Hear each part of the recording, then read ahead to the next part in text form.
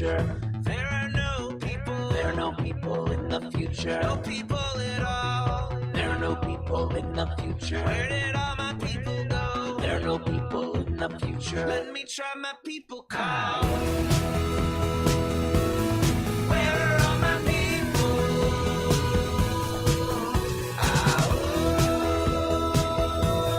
Where are all my people? I guess I'll fly away now. Hey, everybody, welcome. It is a very hot Friday. Yes, it is Friday, July 22nd, 2022. Welcome to Raging Chicken's Out the Coop podcast. It is our Friday Politics Roundup, all. This is Kevin Mahoney, creator and founder of Raging Chicken. Each week we break down the good, the bad, and the ugly in state and national politics. You can support this show by becoming a patron for as little as $5 a month. Head on over to patreon.com/rcpress. Become a patron today. You can also help out the show by heading over to our YouTube channel if you're not there already. Smash that subscribe button, like the stream for this show, and hit that notification bell so you know every time that we go live. Yes, we are up to 214 subscriptions, everybody. Keep it going. Loving it. Let's see if we can push that up towards the 250 mark. Also, don't let friends... Well, friends don't let friends, we should say. Just don't let Paul Martino and friends buy our schools and push extremist politics in our community. Raging Chicken has teamed up with Levelfield to launch a truly community-rooted PAC to invest in organizing, supporting local and statewide progressive candidates, and unmasking the toxic organizations injecting our communities with right-wing extremism. We're putting small dollar donations to work to beat back the power of big money. You can get more information and drop your donation at ragingchicken.levelfield.net. Lots going on. I should say right off the bat, early on I put out the announcement that Amy Connect was going to be here with me today as my co-host. We kind of got our scheduling crossed a little bit and kind of a little mix up, so sorry about that. She'll be on next week. So today it's just me here in my lonesome. So on this week's show, January 6th committee brought part one of their public hearings to a close last night by showing the world what Donald Trump did not do during the insurrection. It's kind of a weird thing to have to show, but there you go. We also got to see tough guy Josh Hawley running from the mob like a frightened little bunny. Yep, he's the guy who wrote that book, whatever his book is, like masculinity or something like that. Crazy dude. And yes, the climate is in crisis. It's not something that will happen, it is happening. The UK saw record-setting temperatures of 104 degrees this week, and much of Western Europe and the United States is experiencing extreme heat as we go on. This is only getting worse. The wildfires also ravaging much of Spain, parts of Portugal. London, the city of London was on fire. They said it was the most number of fires of the busiest day since World War II. Chew on that for a bit. And Moms for Liberty, yes, held its first national conference this week in Florida and pledged to deepen their assault on school boards and multiracial democracy. Florida Governor and GOP presidential hopeful Ron DeSantis and the National Republican Senatorial Committee Chair, Senator Rick Scott, headlined the event. So let's just be clear here, folks. There is no distance between the extreme right and the official Republican Party. Can we be clear about that for once? Again, right? My weekly reminder, I guess. And a new survey finds that more than half of higher education workers are making plans to leave their jobs or academe altogether. 57.2% said that they were likely to leave their jobs or they were somewhat likely to leave their jobs, while about 35% said that they are likely or very likely to get out within the next 12 months. A host of reasons for that, but a lot of that has to do with, post-pandemic, people basically saying, you know what, I don't need to put up with the crap. So let me get out.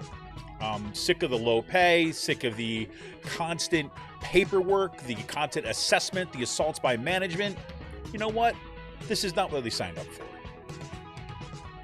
This week, the House also voted to codify marriage equality into law with the Respect for Marriage Act. The big question now is, will the Democratic Senate leaders fumble the ball? They've got a political gift.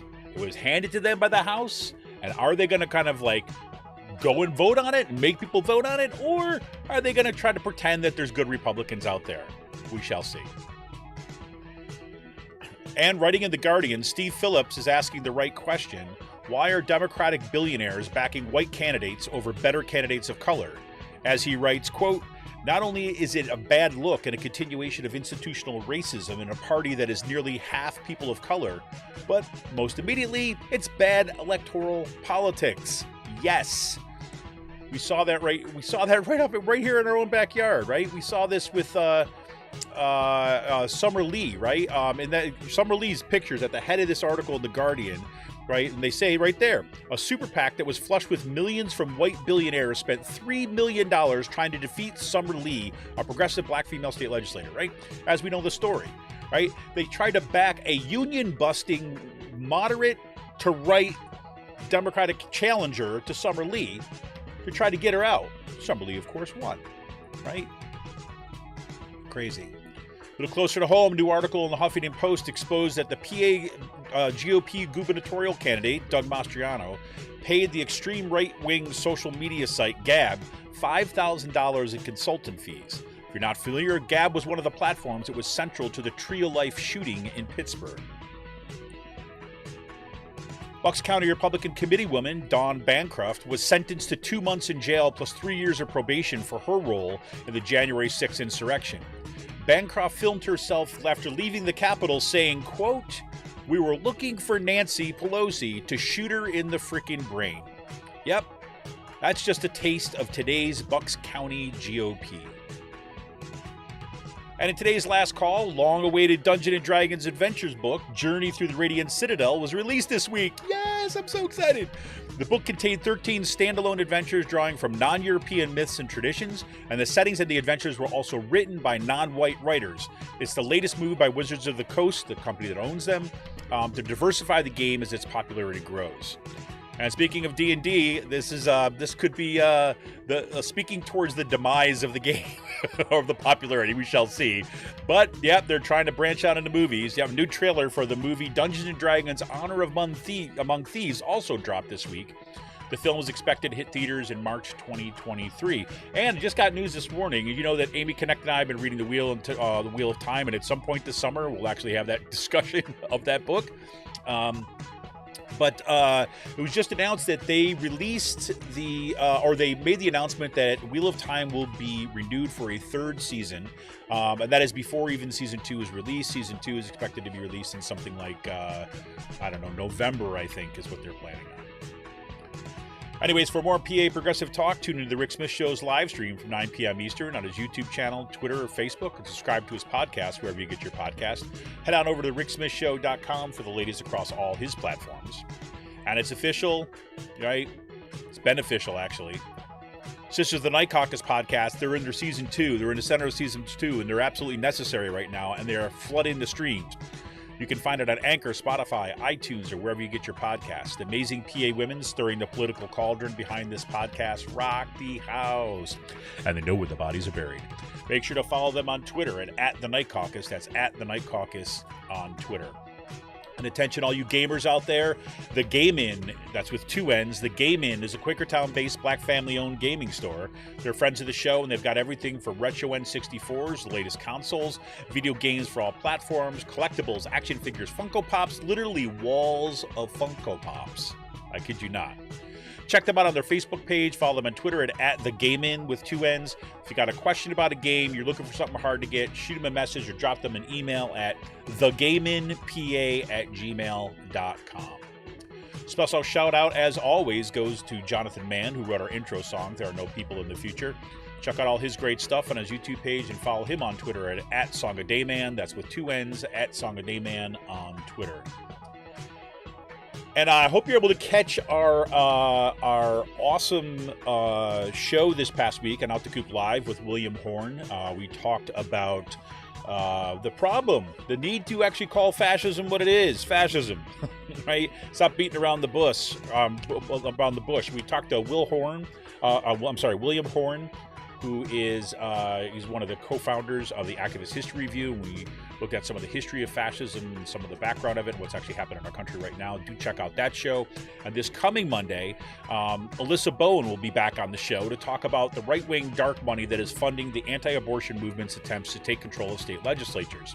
Alyssa is a senior researcher and managing editor at the progressive watchdog group True North Research.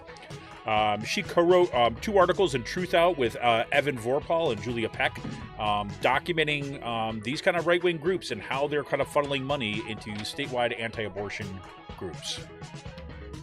And look, if we want a progressive future, we need progressive media. Support Pull No Punches homegrown progressive media today by becoming a patron of Raging Chicken for as little as $5 a month.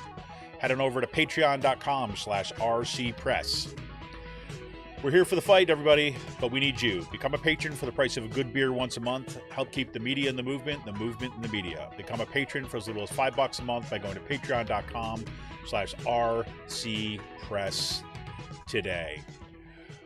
Ooh, boy, yes, indeed. Emily, yes, it is a good but steamy morning. Indeed, it is. It is a hot one, everybody, and I know right now we're up to, at least according to my computer, we're at about 88 degrees at just after 11 a.m. on this Friday. And tomorrow it's expected to peak kind of close to 100 in Philadelphia and the outlying areas. That, of course, is cool by some standards. What we saw that Arizona has been in a heat advisory all week, with temperatures peaking regularly over 114 degrees for the first time since records have been kept. We saw that in the UK, we saw London and some of the other areas topping 104 degrees. That is an area that is, typically nowhere near that in the summer. I think the previous record was something like 94 or something like this. So climate change is here, folks. I was also talking to, I didn't put this in the show notes, but I was kind of mentioning this to some people this past week. We were just talking about the weather and the climate, and I don't know if you've seen these videos too of there's people that are kind of climbing mountains up where glaciers are, and some of the glaciers are collapsing. There was this one, I want to say it was in Turkey, but I'm not sure if it's right. Well, one guy was he was a photographer, and he was kind of filming stuff up in the mountains he was climbing, and he heard something. He kind of started to film it, and sure enough, a huge chunk of glacier broke off, and kind of was an avalanche came down. He was able to duck behind a rock and do it. Of course, avalanche is bad enough. A glacier avalanche is even worse, because you're talking about hard ice and rock ice embedded with rock. But anyways, this is where we're at. So I don't know how many of you watch the prime time summer, I don't know, finale, if you will, of season 1 of the January 6 hearings, at least the public hearings. I watched kind of a good chunk of it last night. Frankly, I found the last night's hearings a little bit anticlimactic, in the sense that most of what was talked about last night was previously known. There were some kind of good tidbits in there. Of course, you had more Republicans who worked closely with Trump in testifying. You had the kind of White House lawyer coming in, and basically he did not testify publicly. He testified to the hearing, but it was videotaped, and they played portions of the clips, again standing behind kind of executive privilege and privileged information that he could not share about what Trump specifically said and things like this.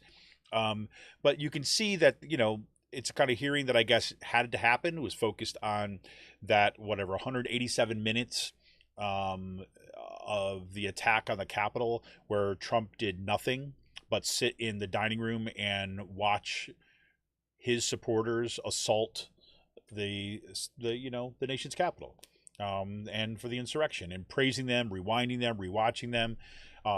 Everyone in his family, his advisors, according to all this testimony, were urging him to do something. He refused, did not want to do anything. Wanted the insurrectionists to do exactly what they did. So, I mean, that's kind of the tip of the spear, if you will, right? They're trying to kind of lead it all back to Trump. The one thing was a little bit notable about last night is that the committee has been very generous to Republicans who have been testifying, and as a purely as for the purposes of the hearings, I totally understand that. I totally get that. That you want these Republicans to come forward and testify about what actually happening, as long as they're going to be telling the truth about what happened. But we should be absolutely clear that these people died in the wool Trump supporters, right? These are not people who were kind of like were dragged into the Trump administration. They were supporters of him. Matter of fact, I'm going to forget her name. The woman who testified last night, she worked in Trump's communications, his press office. She basically said, she would campaign for Trump. She was out on the trail. She was a strong supporter of him. The other guy who was there testifying talked about all Trump's great accomplishments and how proud he was to serve in the administration, right? So these are people who enabled everything that happened during the Trump administration. These are the people who have enabled and have deepened the ties to kind of right-wing extremists in our country, right? So let's just be clear about that. But for the most part, the hearings have kind of kept a little distance from going after the enablers. Last night, I have to say, it was pretty great to see Liz Cheney go after Liz Cheney go after Josh Hawley a little bit. Josh Hawley, of course, he's thinks very highly of himself, and he's a leader of the kind of right wing and the one who's basically helped fan the flames around conspiracy theories. He's going whole hog in anti-LGBTQ politics and hearings on Capitol Hill and his own campaign. And he's the one who's pictured with his fist up out to the insurrectionists, basically saying, "Yes, you're doing great." Well, they got video footage of him basically running at full speed away from the mob as they were coming there, like a scared little bunny. It's one of those things, right? It's one of those things that, yes, it's all Schadenfreude. I get it. But it is what it is. I have to say that, they did point a little bit more to some of those Republicans, but it is what it is. So we're going to see what's going on. And look, I met with some of my friends that friends from college. We kind of, thanks to my friend Stu, who lives in Northern Ireland right now. He's or has lived. He lives there. He is not right now. He lives there. Thanks to Stu's efforts, he kind of wrangles us from all the different places. He's in Northern Ireland. We got one of our friends is out in Oakland, another one in Las Vegas, another one in Rhode Island, another one in Massachusetts, and then me here in Pennsylvania. So we're kind of all over the place. But we do, try to get together like once a month over Zoom to kind of talk about stuff. And we were talking about these hearings. And one of the things I did say, during that, and I really kind of think, as we were talking about it, kind of crystallized, is like, look, these hearings, in my view, are absolutely essential for kind of the historical record, right? They're absolutely essential so we know what actually happened, right? That it's on record of what actually happened, so that it kind of drives a wedge, or not a wedge, like a nail or a spike into the truth, right? And basically says, we're planting this truth flag right here, and we're going to make it immovable so you can't run away from it and pretend this stuff didn't happen. But in terms of what's actually going to happen in terms of prosecutions, I'm not expecting a whole lot out of it. I don't think Trump is going to be held accountable. Now, maybe I'll be wrong, and I'll be super happy to be wrong. But I don't think that's going to happen. I don't think he's going to go to jail. All those people came and testified, right? I'm sure the understanding is that they're not going to face any kind of criminal penalty or kind of persecution. And a matter of fact, by them coming forward and testifying, they're doing a little bit of image rehabilitation. They're doing a little bit of little laundering of their reputations, right? To make sure that they are going to consistently be able to continue the work that they did during the Trump administration before that, right? So we're ending up this, the hearing with a message that's saying Trump bad man, without a really solid understanding of how the Republican Party itself enabled all this stuff to happen, right? I'm very thankful about what they did, and they tracked what was what the right wing was doing, in particular with the Proud Boys and the Oath Keepers. I thought that was absolutely essential to get that into the kind of mainstream bloodstream.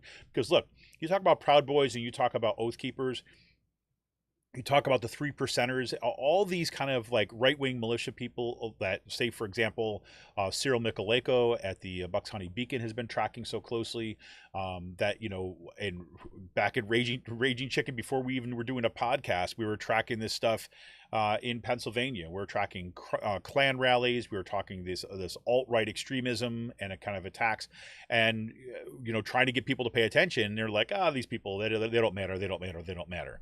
Well, you know, guess what? 10 years later, they sure as hell mattered, right? We tried to kind of sound the alarm bells early on, but people weren't listening.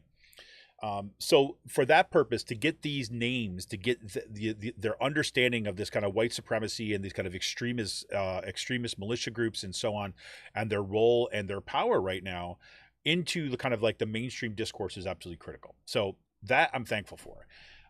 But, you know, I have very, very limited expectations about what's actually going to happen.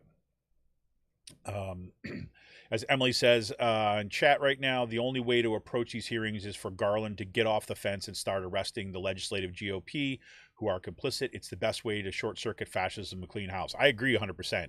Now, Garland, I did have to say, you know, Garland did come out and, you know, he said that their investigation is continuing. They're not doing their investigations in public. They expect to bring charges. I don't know if he said that exactly, but he made it seem like they were pursuing certain crimes. We'll see. We'll see. There's a lot of people kind of carrying water for Merrick Garland right now, basically saying, well, you know, he's just a soft-spoken guy, but really he's a tough guy underneath. You know, whatever. I'll believe it when I see it. Right? I'm not going to sit there and try to pretend that, you know, he's wearing a white hat or something like this. He's another politician, right? Come on. So we shall see. We shall see.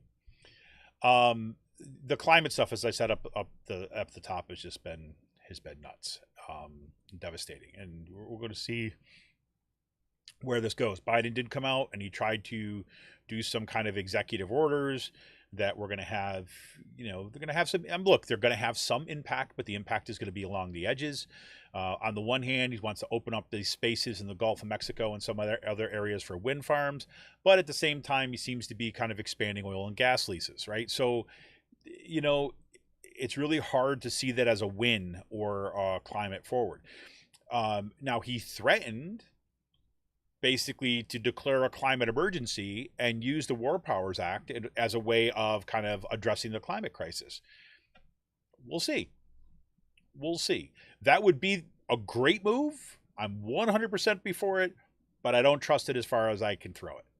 Right. So I'm not going to get excited about like someone saying, right, an administration saying that, oh, if X, Y, and Z doesn't happen, then I might possibly think that I might do something like this. You know, I don't care how forcefully I say it. If you're not going to actually pull the trigger, and the other side knows full well that you're not going to pull the trigger, that you're going to continue to pursue a policy of, we got to have all the Republicans on. You're not willing to get rid of the filibuster in order to pass this, then what are you doing? You're just wasting airtime, right? So we'll see. Not very hopeful on that score. This is something to watch out for. Now, if you've been listening to this podcast long enough, you know that my line of why the school board elections for the past 2 cycles have been so important was, yes, at a local level, they're critical because these extremists, aka Bucks County Republicans, these extremists are targeting our school boards, to take over our school boards to eliminate kind of like, you know, any kind of multicultural education, to eliminate social emotional learning, right? To attack the LGBTQ community, right? To claim not to be racist while enacting policies that are clearly going to disproportionately impact and harm people of color, right? Those things at the most immediate level, those school board elections are absolutely critical, right? But just like years ago, when Sean Kitchen and I were talking about the rise of the alt-right and white nationalists within Pennsylvania, when nobody wanted to listen. What people don't want to hear, right, but I think is absolutely critical to understand, was that what was happening at the school boards, right, is the trial run, right? They are getting their house in order. These are laboratories for innovation, to use that word, right, for the right wing. And they are learning, right? They have an organized infrastructure even at the county level, not just here in Bucks County, but across the country. And they're learning from this. And now the Moms of Liberty, who's, they've just been around for like less than a year, I think, or a year maybe, right? They're the ones who have been showing up in Montgomery County, down at North Penn. They're the ones who started making it over into Central Bucks. And these folks basically had this conference, and they came right out and they said, yep, we are going to continue to go after school boards.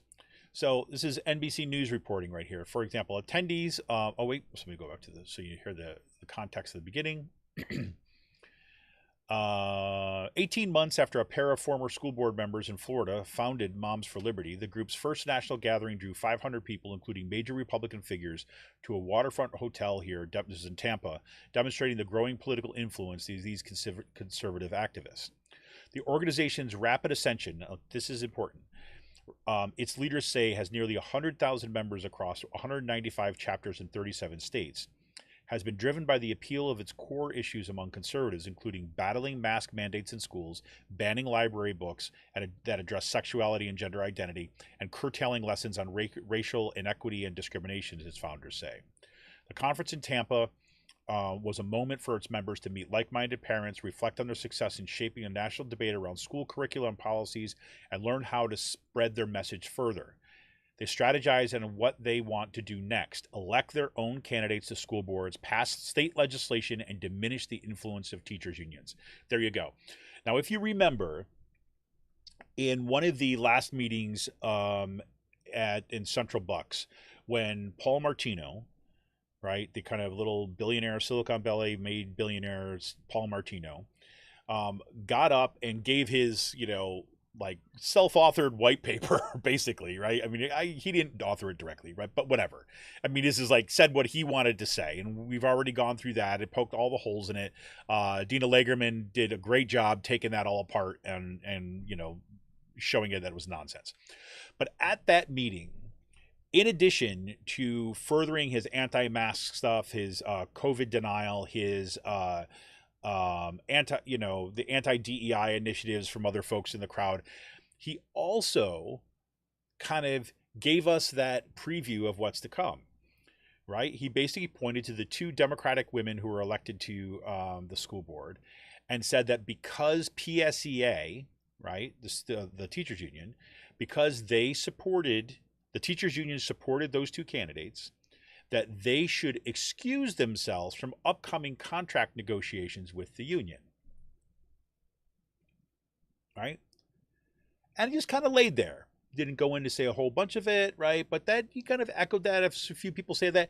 And I said at the time, this is the preview. This is where they're going next. Like Central Bucks has got a contract negotiations coming up, and they are going to do their best to go after the teachers union. And that's where it's at. And so basically what they're saying is that if you are allied with the teachers and the teachers union, then you cannot be on that negotiating team. Only enemies of the teachers and the teachers union can be on that negotiation committee. You see how that works? It's pretty crazy. It's pretty crazy. So anyways, and Moms for Liberty is another one of these organizations. Now, again, they started just like, Right for Bucks, Andy Meehan's a place down there, right?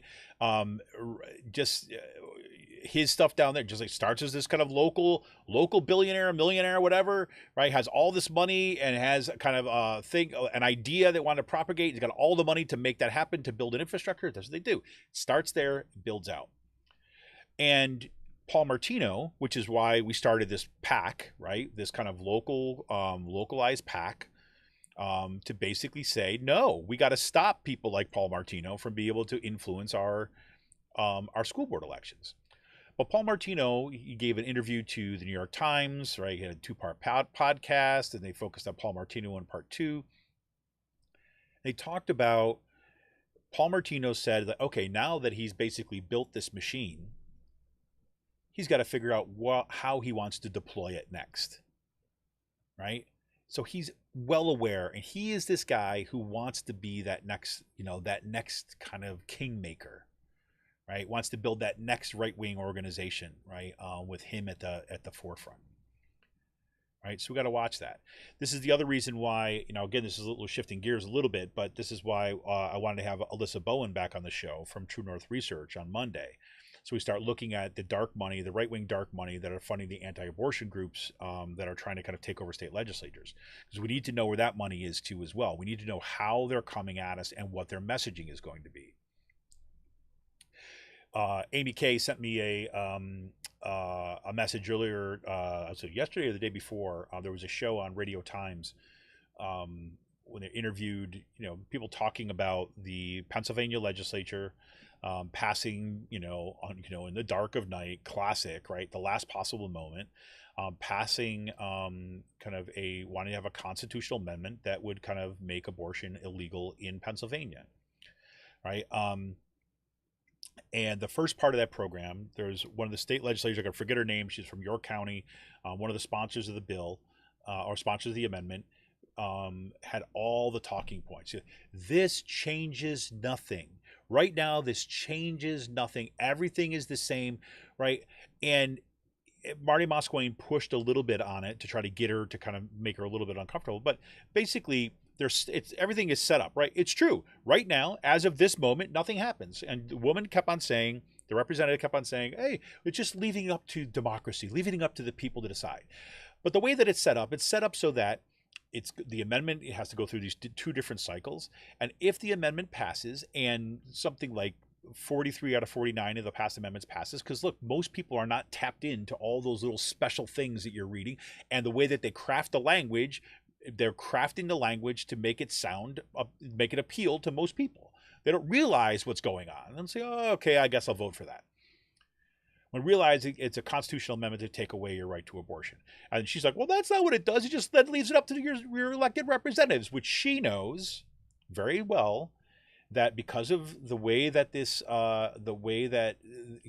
our districts work, that we have a Republican-dominated legislature, right, both at the House and the Senate, and she's banking on their able to keep that, so that, and then gain enough seats so that they will be able to overturn any veto if a Democratic governor gets elected in the fall, and that's not a shoo-in.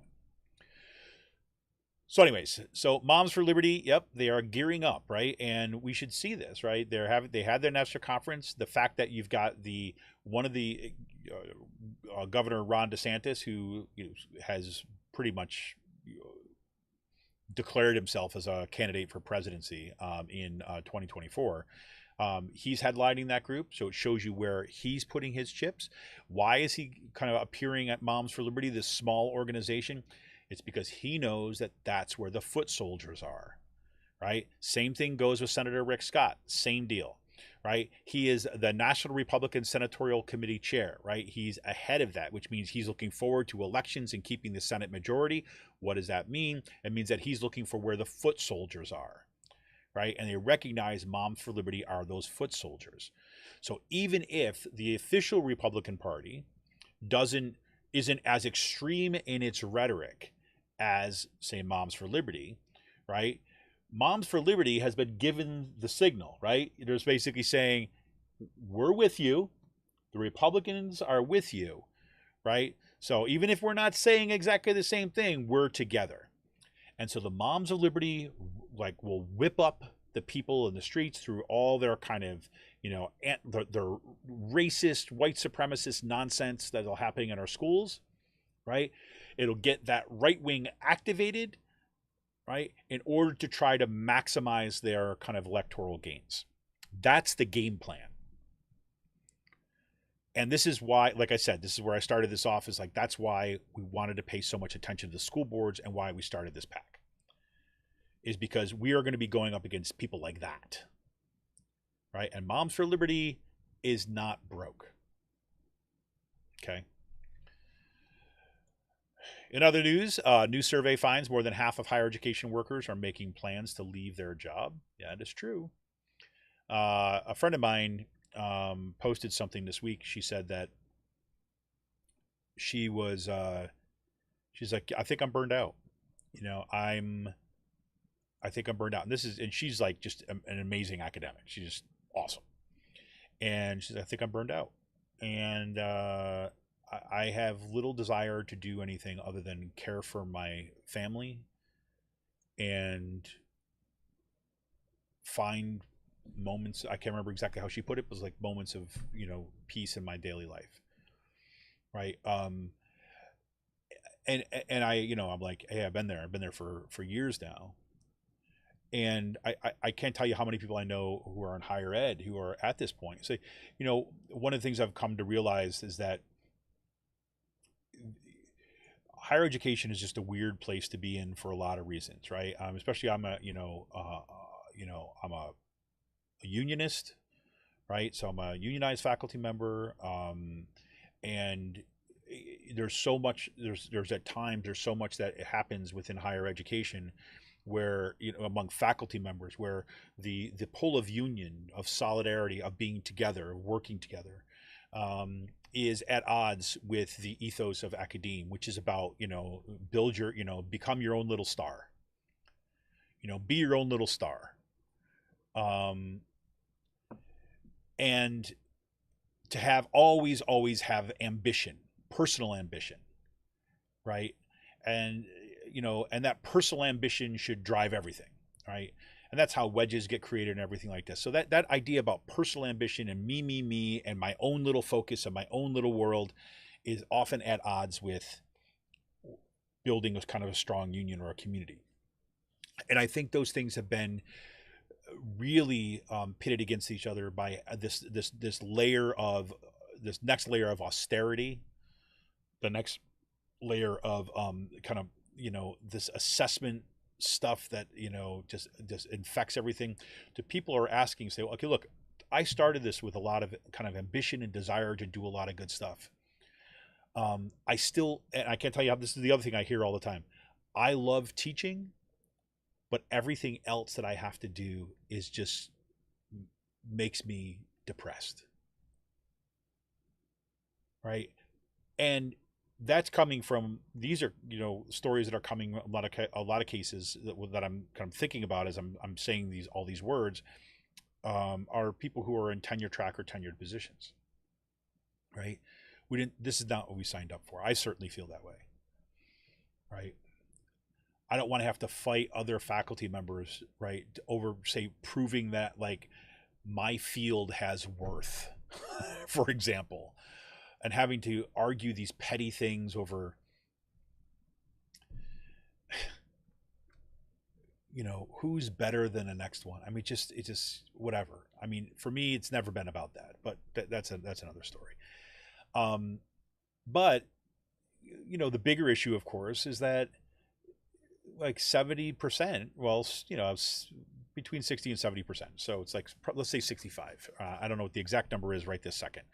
But, you know, you're talking about faculty members who are adjunct laborers, who are working in non-tenure track positions, often getting paid just like piecemeal work, right? With barely benefits, if benefits, right?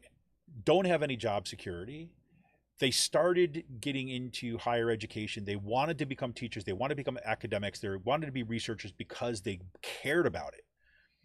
They were interested in the work. They were interested in teaching. They were interested in ideas. But at some point you start saying, like, is this really worth it? I mean, I didn't take a vow of poverty to become sort of, you know, some kind of knowledge priest. No. All those years I went to school, all that schooling I got, all the stuff, and I was promised that, yes, this is what you do. This is how you achieve this stuff. This is part of that, you know. Then you have the credentials. Then you're the expert in your field. And then you find out you work for an administrator who doesn't care, who thinks that your expertise means nothing. Right?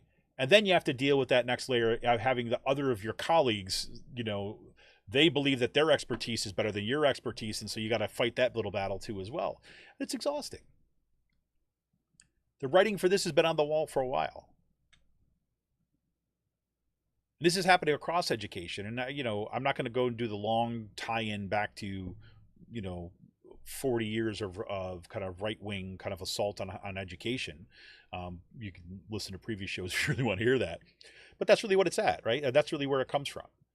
We say the same thing happened in K through 12 stuff. Right now there's a, teacher crisis. We've been reporting on that kind of, over the last several weeks, months. And Governor Wolf just kind of put forward a new proposal that would basically say, here's how we're going to kind of, make sure we have enough teachers in the fall.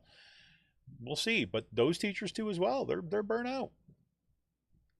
And the pandemic was only a pause that allowed you to see a different version of what was possible, long enough to take a breath and ask yourself the question, is it worth it? And, we shall see. I mean, we shall see. Like I said, and I know I'm getting a little bit ahead of myself here, but the ABSCUF has got, we're starting contract negotiations this fall. I think in August is their first meeting. And yes, there's been an increase in the budget for Apache. We're still below like historic levels, but I expect the assaults to continue. Right? And what's going to be the consequences of that? We shall see. We shall see. Good news, of course, that the House voted to codify marriage equality into law. This is coming after Supreme Court Justice Clarence Thomas made it clear that, yes, we took down Roe v. Wade, and then his dissent basically said, these are the other things also that are not in the Constitution and that were wrongly decided, right? And one of them was Obergefell, which was the case that basically, Supreme Court case that affirmed marriage equality, right? That same-sex marriage was the same as any other kind of marriage, right? Marriage equality. So now, and what had happened in the dissent, if you remember in the Supreme Court case in Roe, they said, look, this is up to the legislature. This is up to the law. This is the Supreme Court overreached, right? Whatever. This is why the House now is basically, okay, no, we're going to codify all these other things. We're actually going to put it in the law. We are the representatives, we are the legislative branch, and we are going to write this law, and we're going to push it. And it passed. Even 47 Republicans even joined on, right? That's like a quarter of their caucus, but still, I mean, it's, again, you could legitimately say that's a bipartisan consensus in the House. And now that is going to go to the Senate. And now, if you check out yesterday, Emma Vigeland on the Majority Report basically laid this out, right? It was exactly what I was thinking, and she basically said it. I was like, okay, there you have it, right there.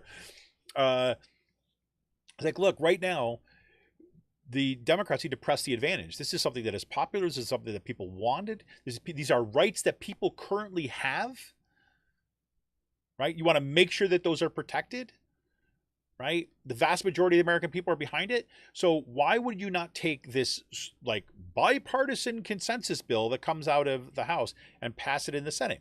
Well, Chuck Schumer came out and basically paused a little. So, well, we got to see if we can kind of line up the votes in the Senate. We got to make sure that we can kind of get the Republicans that we need. What he basically said is two things. One, apparently there's already four Republican senators who said they're going to vote for the bill, right? So in other words, the Senate could pass it if they got rid of the filibuster. But because Schumer, in particular, is so devoted to keeping the filibuster to reach this 60-vote consensus that they're going to give the Republicans more time. Why would you do that?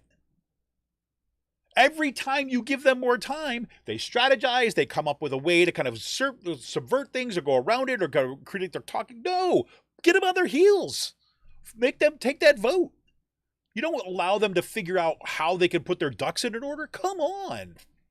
A popular bill comes out of the House. You already have 4 Republicans that are on there. You put it up for a vote. If you cannot get the 60-vote threshold, you get rid of the filibuster and you pass it. But again, this is like Democrats not knowing how to play politics. So we shall see. and this goes to the one piece I want to close this first segment on today. In The Guardian, Steve Phillips had a great article, right? And I just want to read a couple passages from it. This is in The Guardian, and it's called "Why Are Democratic Billionaires Backing White Candidates Over Better Candidates of Color?" And as I said, Summer Lee is featured right at the top of it. A picture of Summer Lee, where a super PAC that was flushed with millions of dollars from white billionaires. They spent $3 million trying to defeat her in the primaries, right, through an anti-union kind of like conservative Democrat, quote unquote Democrat. So this is the opening passage. So the 2022 Democratic primaries have seen a surge of white billionaires, ostensibly Democrats, throwing their weight and their money around trying to boost the fortunes of hand-picked, underqualified white men running against candidates of color. They are doing this despite the candidates of color often being more experienced and better suited to both win and govern in a period of fractious racial conflict where democracy itself is under ferocious attack. With white billionaire friends like these, progressives and Democrats are likely to lose political power and also set back the cause of racial justice in this country. Not only is it a bad look and a continuation of institutional racism in a party that is nearly half people of color, but most immediately, it's bad electoral politics. Most of these billionaires and billionaire-backed politicians are weaker candidates than the person of color they are trying to block. And in this article, and I'll put the link in the show notes, but in this article, they look at Oregon's 6th congressional district, right, for the primary, where two white billionaires back super PACs spend more than $11 million trying to help Carrick Flynn, an inexperienced white academic from Georgetown who is running against Andrea Salinas, a far more experienced Latina state legislator in the most heavily Latino district in Oregon. Right? Now, she survived it, and she won that contest in May. Right? But think about that. You've got an experienced, excellent, like, Latina legislator who is being primaried by a PAC that's funded by two white billionaires. $11 million to try to defeat her by putting in some kind of, like, inexperienced white academic. Summer Lee is highlighted there also, right? She defeated her opponent, but look how close it was. It came down to 978 votes. In a district, if those billionaires hadn't gotten involved, she would have romped there. But the money means something. Los Angeles mayoral race.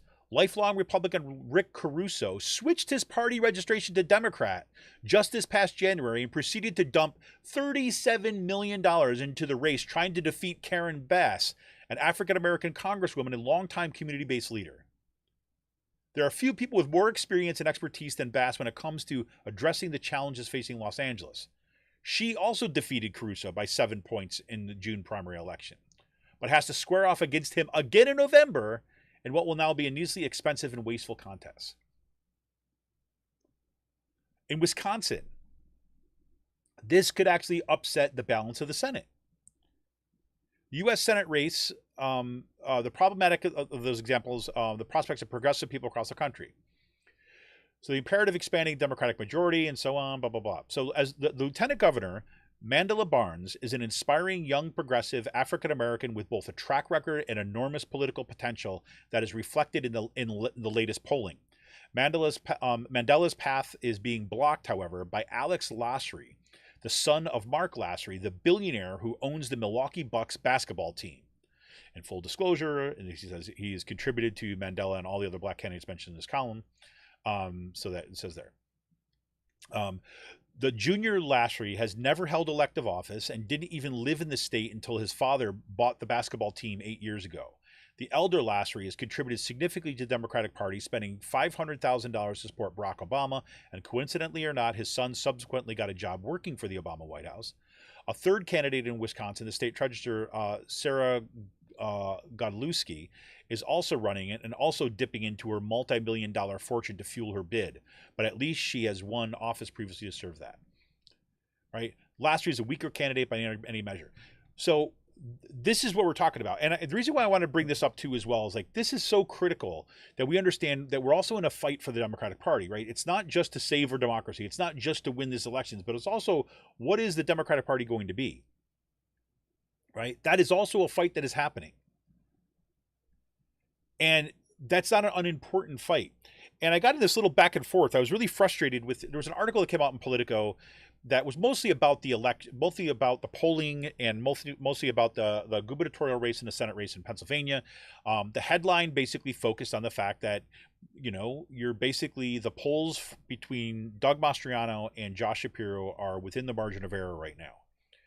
And that Josh Shapiro, his campaign, had dumped money into promoting Mastriano during the primary because they believed that he would be a shoe-in to win against Mastriano in the fall because Mastriano is so extreme, right? This is a belief in the Democratic consultant class that has not panned out. Let me think of a good example. Like, for example, I don't know, when Donald Trump won the presidency, right? Democrats were cheering on early on, and especially in the leadership and powerful position. Yes, let Trump. It's great. He's gonna be elected. He's gonna get wiped off the planet. The guy's gonna be. It's gonna be a landslide. Nope. And then we got stuck with it. Why would this be the strategy, right? And so I wrote about I forwarded that article from Politico and by Holly Otterbein and said, look, this is frustrating me. It's like, I said, God, I was just frustrated and saying, here you go. This is what happens when you mess around with politics and you try to play games with politics instead of building a progressive kind of like issue oriented kind of positive agenda. Right. And then some people got on my back saying, "Whoa, be careful where you point your arrows. Whoa, be careful. You shouldn't be attacking Democrats. Keep your eyes on the Republicans." Right. Can we not walk and chew gum at the same time? And I have to say, look, I will campaign and I'm promoting Democratic candidates. Right. I'm going to vote for Josh Shapiro. I'll tell you right now. Right. I'm going to vote for Fetterman right now. I'll tell you that right now. And at the same time, and I'll campaign for them, right? That's not the issue. The issue is we deserve better than this. So we can do both those things, right? I don't have to forget my critiques, right? And it's the same kind of people who come out of the woodwork when they say, don't give these right-wing nationalists a platform by kind of like talking about them. Ignore them and they'll go away. It's the same group of people who have this belief that if you launch a criticism or you actually openly talk about something, right, then somehow you're going to be the linchpin that sinks everything. We've got to be able to do more. We've got to be able to be honest with ourselves about where the Democratic Party is, what is happening in it, right, so that we can make it a party that it needs to be. I mean, I would love it if we lived in a world where we could have a strong third party, right? And fourth party for that matter. But we're not.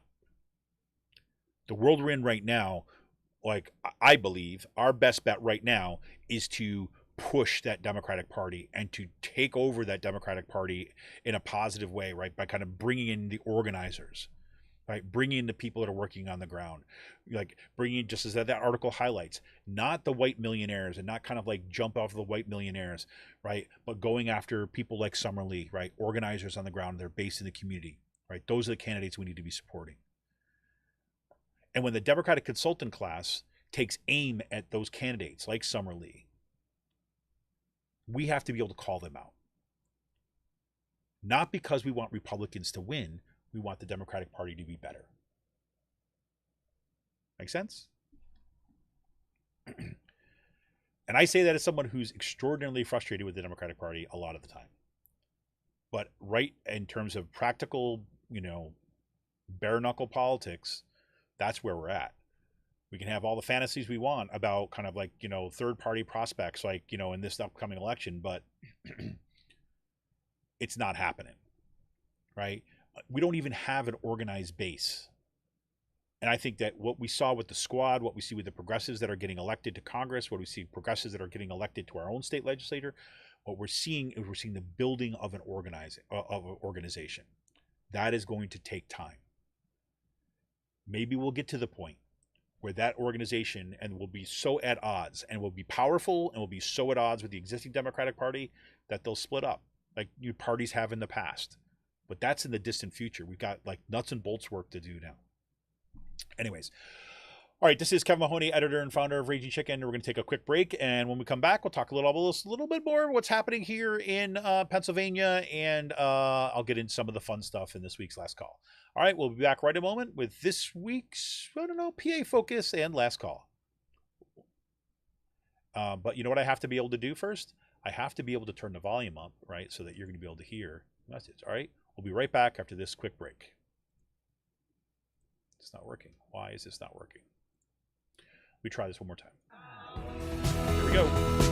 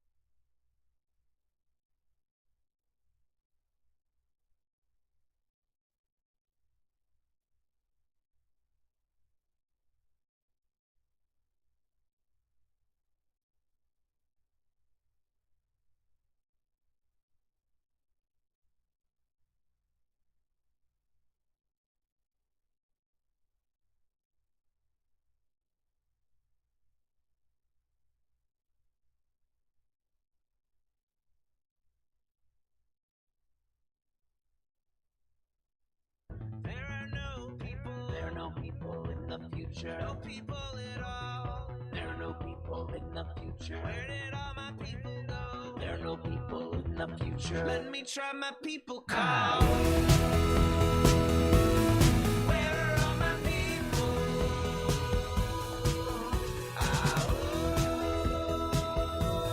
Where are all my people? I guess I'll fly